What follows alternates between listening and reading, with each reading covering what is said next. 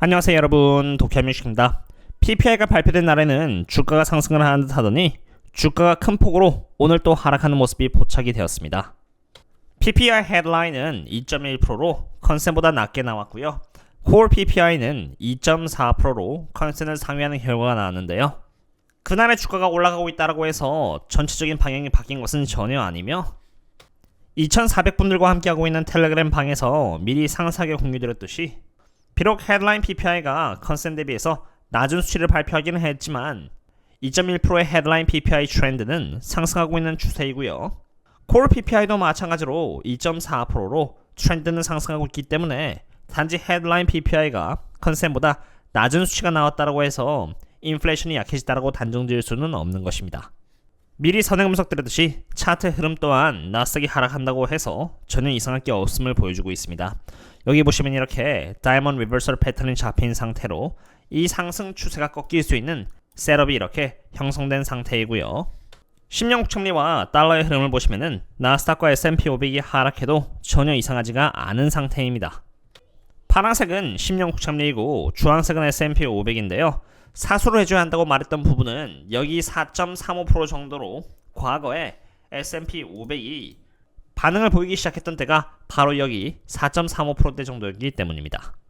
나스닥도 그렇고 S&P 500도 그렇고 10년 국채금리가 올라가면은 하방을 보이는 것이 맞는데 4.35%에 올라가기 전까지는 국채금리가 이렇게 올라도 함께 주가가 올라가는 흐름을 보였다가 10년 국채금리가 여기 이렇게 4.35%대를 갱신해버리자 그제서야 빠른 속도로 반응을 하면서 폭락하기 시작했다는 것을 볼 수 있고요. 지금도 마찬가지로 10년 국채금리가 이렇게 올라가면서 4.35%를 갱신했고 그 이상으로 올라가기 시작하자 그 전까지 계속 이렇게 함께 올라갔던 S&P 500이 이제서야 반응을 하면서 하락하기 시작했음을 볼 수 있습니다. 10년 국채금리의 차트 관점에서 바라봤을 때 여기 이렇게 컵앤 핸들이 잡혔기 때문에 여기서 CPI 결과만 보여준다면은 이러한 차트 패턴에 따라서 강하게 상승할 것이라고 분석드렸는데 지금 방향은 이제 그렇게 잡혔다고 볼 수 있고요.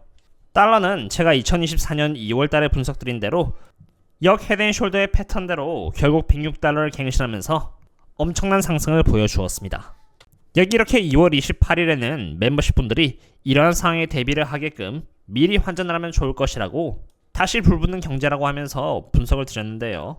보시면은 여기 이렇게 역 헤드앤숄더가 잡힌 상태로 불플렉 패턴과 함께 유가가 올라가고 매크로 지표가 강하게 나오면서 국채금리가 올라간다고 했을 때 달러도 당연히 106달러까지 갈 수도 있다라고 선행 분석을 드렸고요. 사실 그러한 방향으로 전부 다 잡혔습니다. 여기 유가는 제가 거의 하루도 빠짐없이 원유 펀더멘탈을 분석드렸듯이 결국 80달러 이상으로 올라갔고요. 경제가 강하자 노동지표나 그 외의 CPI 등 매크로 지표가 강하게 나왔고 국채금리가 올랐는데 여기서 더해서 항상 환율은 상대적인 개념으로 한 예시로 이것은 유로를 달러로 나눈 지표로 유로는 경제가 약해진 나머지 금리 인하를 지금 앞두고 있는 상태이고요. 금리 인하라는 것은 유로 통화가 약세가 된다는 것을 의미하는 것이기 때문에 반대로 달러가 강해지는 것을 의미합니다. 분자인 유로가 약세가 되면은 이 전체 차트가 당연히 하락할 수 있음을 의미하는 것이고 그럼 반대로 달러는 상승하게 됩니다. 유럽만 그런 게 아닙니다. 스위스도 마찬가지로 금리 인하를 하기로 했는데 여기 차트는 달러가 여기 이렇게 분자에 있고요. 스위스 프랑크가 분모에 있는 차트로 스위스가 금리 인하를 하기로 했으니 프랑크 통화는 약세가 된다는 것을 의미하고요. 여기 분모가 약해지기 때문에 이 차트는 더 오를 수 있게 됩니다. 그런데 보시면은 여기 0.92달러가 바로 저항선이기 때문에 여기까지 오를 수 있다는 것을 의미하고요. 그럼 달러도 그만큼 더 반대로 상승할 수 있음을 의미하게 되는 것입니다. 캐나다도 마찬가지입니다. 캐나다는 미국과 반대로 지금 경제가 약한 상태이기 때문에 금리 인하를 또 고려하고 있는 상태인데요. 바로 그러한 이유에서 캐나다 달러가 약세로 잡힘에 따라서 여기 보시면 분자는 달러이고 분모는 캐나다 달러인 이 차트는 지금 이렇게 계속 상승을 하고 있는 것입니다. 그런데 보시면 여기 저항선이 1.38달러인 상태이기 때문에 이 차트는 캐나다 달러가 약세가 됨에 따라서 더 상승할 수 있는 여지가 있음을 보여주고 있고요. 그렇게 되면은 달러는 그만큼 더 상승할 수 있음을 의미하는 것이죠.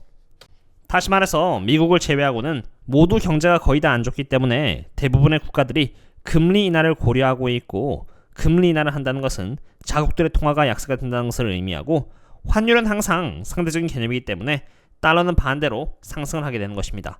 달러가 상승을 하게 되면은 S&P 500은 반대로 이렇게 하방을 받습니다.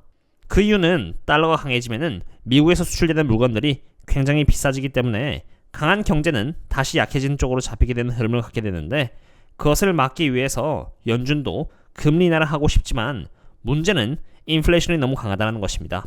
인플레이션이 강하다 보니까 금리 인하를 하고 싶어도 해버리면은 인플레이션이 더 강해지니 어떻게 할 수가 없는 것입니다. 이러한 흐름은 제가 과거부터 꾸준히 매크로를 매일매일 보면서 분석을 드린 흐름에 지나지 않으며, 이 과정 속에서 수익을 얻기 위해서 저는 몇 달 전부터 저희 멤버십분들 상으로 꾸준히 가장 저평가인 원유 섹터를 추천드리면서 정말 함께 열심히 매집을 해나갔는데요. 참고로 테크 섹터는 정말 고평가이기 때문에 아직도 고려하고 있지는 않습니다. 저희 멤버십분들 상으로는 따로 12월 26일, 12월 30일, 그리고 1월 4일 등 이렇게 CEO들이 매집하고 있는 52%, 61%, 그리고 28% 저평가인 기업들을 미리미리 선행 분석을 드렸고요. 장기적으로 원유 펀더멘탈은 문제가 없으며 여전히 저평가이긴 합니다만, 단기적으로는 그 과정 속에서 유가가 너무 빠르게 올라가 버린 상태인지라 52% 저평가라고 말씀을 드렸던 세너버스 에너지에서 800만원과 나머지인 다시 한 번 더 세너버스 에너지와 CPG, 옵시디언 에너지, 그리고 썬코 에너지에서 다시 한 번 더 분할 매도를 해서 추가적으로 1200만원의 수익을 내었고, 그리고 다시 한 번 더 썬코에서 나머지 수량을 전부 다 매도 완료해서 440만원 정도의 수익을 추가로 또 냈으며, 오랜 기간에 걸쳐서 빌드업을해서 투자를 한 디즈니 또한 약 30% 정도 분할 매도를 해서 280만원 정도의 수익 실현을 해서 이번 1분기에는 약 2,700만원 정도의 수익을 갱신하게 되었습니다. 사실 원유주는 대부분의 투자자들이 기피했던 섹터입니다. 바로 그런 이유에서 앞으로도 유튜브에는 인기 없는 원유 섹터를 대상으로는 다루진 않을 것이고요. 멤버십분들 위주로만 계속 분석드릴 계획이고, 사실 한국뿐만이 아니라 전 세계적으로 많은 분들이 피하기 때문에 저는 이 섹터에서 수익을 내기가 너무 쉽다라고 생각이 됩니다. 물론 조건은 이 섹터를 대상으로 계속 숙제를 해나가는 것인데, 제가 숙제는 대신 해드리고요. 숙제만 매번 하면서 나의 포지션에 대한 검증을 해나간다면 장기적으로 문제될 것은 전혀 없는 것입니다. 그리고 이제 다음 먹거리로 제가 총 2개의 기업을 선택했는데요. 첫 번째는 이렇게 무려 140%의 업사이드를 갖고 있는 내부자들이 매집을 한 기업이고요. 두 번째는 제가 매수를 완료한 기업으로 최근 수익을 더더욱 지킬 수 있도록 7.5%의 배당을 주면서도 무려 20% 저평가이며 내부자들이 매집한 기업으로 계속해서 숙제를 공유드릴 계획입니다. 그럼 이제 주도주 섹터 로테이션 또한 보겠습니다. 이 자료는 제가 저희 멤버십 분들께만 매일 공유드리는 부분으로, 에너지 섹터는 가장 좋은 분면은 리딩 쪽에 머물고 있는 상태이고요. 사실 이렇게 12일에 걸쳐서 계속 좋은 분면에 있었다는 것을 볼 수 있습니다. 참고로 여기 네모가 바로 어제입니다. 그럼 테크주를 보겠는데요. 테크 섹터는 여기 레깅에 있는 상태로 가장 모멘텀이 약한 부분에 있는 상태입니다. 방향은 지금 이렇게 임프루빙 쪽으로 가고 있는 상태인데, 사실 이것은 하루 기준인지라 장기적으로는 좋지 않기 때문에 저는 조심해야 한다고 보고 있는데요. 장기적인 위클리의 현황을 보시면은 테크 섹터는 지금 이렇게 위크닝에 진입하고 있는 상태입니다.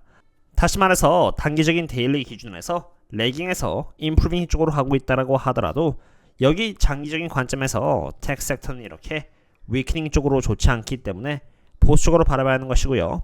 반대로 여기 에너지 섹터는 단기적으로 리딩 섹터에 있었고, 여기 장기적으로 바라봤을 때도 임프루빙에서 점점 이렇게 리딩 쪽으로 가고 있기 때문에 기회가 다시 온다면은 얼마든지 다시 들어가기에 좋은 섹터인 것입니다.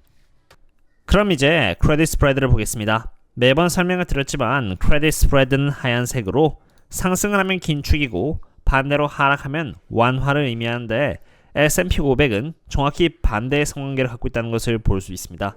여기서 캐치는 크레딧 스프레드가 한때 2022년 금리 인상이 시작을 하기도 전까지 과하게 선반영이 되었고, 그 과정에서 주가가 이렇게 엄청 올라간 것입니다. 그런데 일자리 지표를 시작으로 해서 CPI나 PPI 등 계속 매크로 지표가 나오는데, 예상과 달리 경제가 강하고 유가가 강하고 인플레이션이 강하니까 금리 인하의 횟수가 결국 7번에서 3번, 그리고 3번에서 1.7회까지 급락하면서 시장이 이제서야 과하게 선반영을 했다고 판단을 하고 이제 이렇게 긴축적으로 잡혀나가는 것입니다. 긴축이 이제 시작되었다는 것은 말 그대로 S&P 500의 조정은 이제 막 시작되었음을 의미하는 것이고요.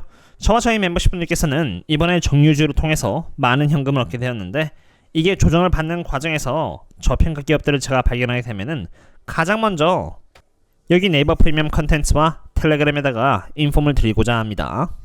최대한 많은 구독자분들을 서포트하고자 이렇게 카페 또한 운영하고 있는데요. 이곳에서는 거시경제에 대한 요약은 물론 공부를 할 수 있도록 차트 분석 그리고 한국 주식을 대상으로 해서 밸류에이션을 요청해 주시면은 여기 오키와 한국 주식에서 분석을 해드리는 등 다양하게 서포트를 해드리고 있는데요. 가입해서 보시면 많은 공부가 될 것이라고 봅니다. 오늘은 여기까지 되겠고요. 그럼 다음에 또 만나요. See you later.